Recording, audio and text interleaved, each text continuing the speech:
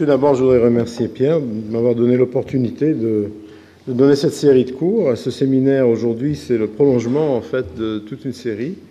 Et je sais que plusieurs d'entre vous ont assisté à la plupart de ces cours. Ce que je voudrais, bien sûr, c'est dire que vraiment l'élément clé de tout ça, c'est le séminaire final. Nous avons pu inviter des experts prestigieux que je vais vous présenter et que je voudrais remercier d'avance. Mais avant de faire ça, je voudrais vous donner une synopsis du cours, en fait, et comment la stratégie de ce cours s'est réalisée et ce qu'on voulait démontrer à la fin. Comme vous vous rappelez, nous avions essayé de construire ce cours d'innovation technologique autour des thèmes biomédicaux, mais pas seulement dans les thèmes biomédicaux. Pourquoi? Parce que, comme vous l'avez vu pendant la série de cours que nous avons fait, il y a une interdépendance interdisciplinaire qui est beaucoup plus grande maintenant qu'avant. Il y a une convergence des sciences qui fait que les barrières classiques entre disciplines ne sont plus ce qu'elles étaient, elles ne doivent pas être ce qu'elles étaient. Et donc nous avons parlé des grandes tendances en recherche biomédicale, d'abord.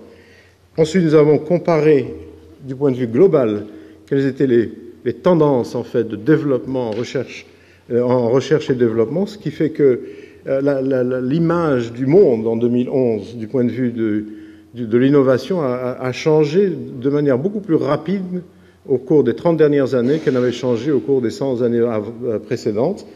Et donc, nous avons essayé de faire des comparaisons des tendances internationales. Clairement, quand on parle d'innovation, il y a trois sujets fondamentaux qui arrivent dans l'esprit des gens qui parlent de ça. Quelles sont les stratégies d'innovation? Donc, il y a un problème de définir les stratégies, non seulement au niveau des institutions, au niveau des pays, au niveau des régions et du monde. La stratégie dans le sens, quelles sont les priorités, quels sont les choix que l'on doit faire.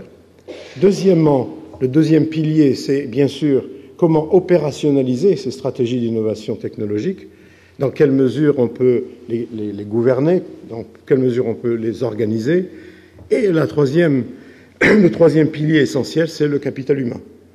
Comment gérer le capital humain, comment l'encourager, comment le développer, comment faire que les interactions complexes, convergentes, interdisciplinaires se passent d'une façon assez productive. Et donc nous avons parlé des mécanismes d'allocation des ressources, non seulement physiques, mais des ressources humaines, apprendre de nos échecs. Et bien sûr, dans le cadre de l'innovation, ce n'est pas la découverte, c'est non seulement la découverte essentielle d'un élément innovateur, mais aussi c'est la translation de cet élément innovateur en une échelle plus grande qui arrive à distribuer cette innovation.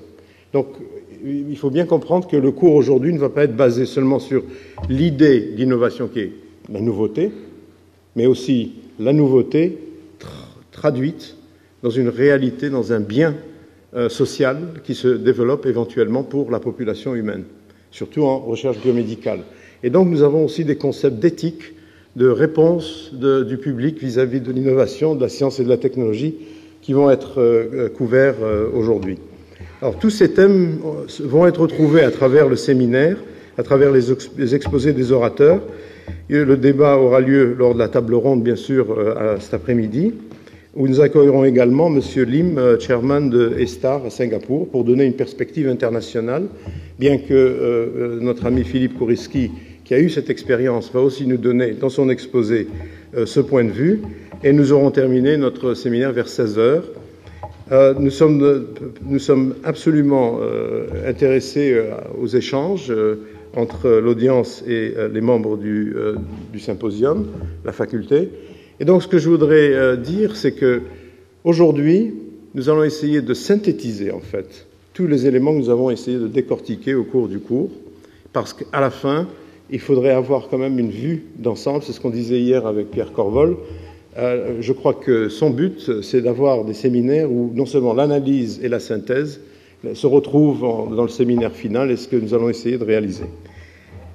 Pour faire cela, j'ai invité un groupe d'amis, un groupe d'experts, et le premier que je vous présente aujourd'hui, c'est le professeur Richard Klausner.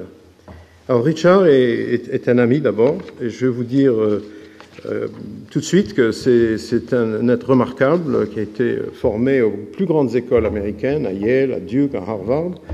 Il a la caractéristique particulière qu'il a été recruté au NIH comme le chef de laboratoire de Cell Biology et Métabolisme, biologie cellulaire et métabolisme, à un de nos instituts, l'Institut de Child Health Research and Development. Il avait la caractéristique d'être le plus jeune membre de chef de laboratoire au NIH, nommé au NIH à ce moment-là. Et il a bien sûr une carrière remarquable du point de vue scientifique. Il a été un des innovateurs dans la compréhension de l'endocytose. Il est membre de l'Académie des sciences des États-Unis, membre de l'Institut de médecine. Et surtout, je vais prendre la liberté de dire ce qu'on dit au NIH, c'est que quand on entend, quand ensemble dit oui, Rick Klausner, c'était le plus jeune des scientifiques appointés, enfin nommé comme directeur de laboratoire, nous avons mon député pour la recherche qui s'appelle Michael Gottesman, qui est très connu, et qui me dit oui, c'était le plus jeune. Je ne sais pas sûr, parce qu'on n'a pas tous les documents, mais c'était certainement le plus immature. Et ça, c'est un compliment.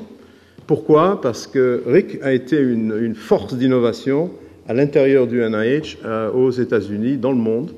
Ensuite, il a pris en 1992, je crois, 93, la direction de l'Institut national du cancer.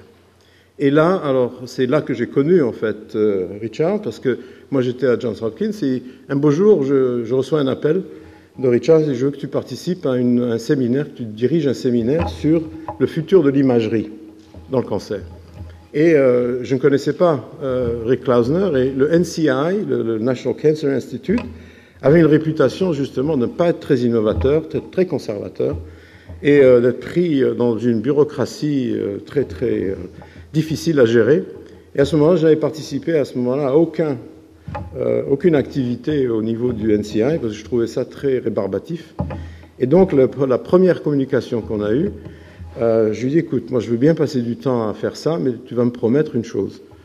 Il me dit, c'est quoi? Je lui dis, écoute, je ne te demande pas d'appliquer toutes nos recommandations en imagerie, je te demande qu'une chose, c'est qu'une fois qu'on a terminé, tu nous dises oui ou non, mais pas peut-être. Et c'est donc la relation qu'on a développée depuis. S'il y a une innovation, il ne faut pas l'étouffer dans l'incertitude, il faut lui donner la certitude du oui ou du non, et c'est comme ça qu'on a créé les centres, toute la stratégie d'imagerie moléculaire et cellulaire aux États-Unis ensemble. Donc j'étais sur son conseil scientifique, et donc il a fait une carrière extraordinaire au NCI. Ensuite, il a quitté le NCI juste avant que j'arrive en tant que directeur du NIH. D'ailleurs, il avait compris, et il a dit non, je ne peux pas rester si Elias est là. Mais en fait, il y a eu un intervalle de 2 ans. Et pendant cet intervalle, il est devenu président de la recherche globale à la fondation Gates.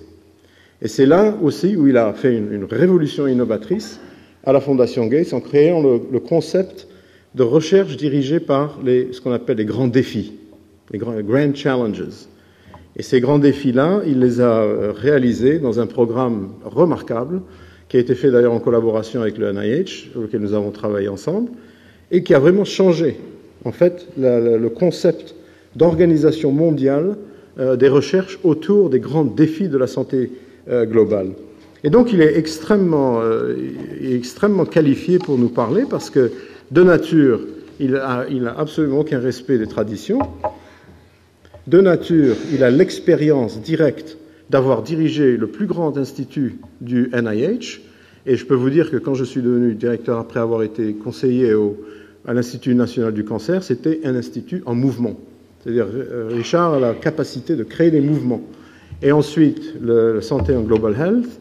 Et ensuite, ce qui était vraiment intéressant pour moi et qui est super, c'est qu'il a eu l'idée de créer un nouveau groupe d'encouragement des petites entreprises, donc en tant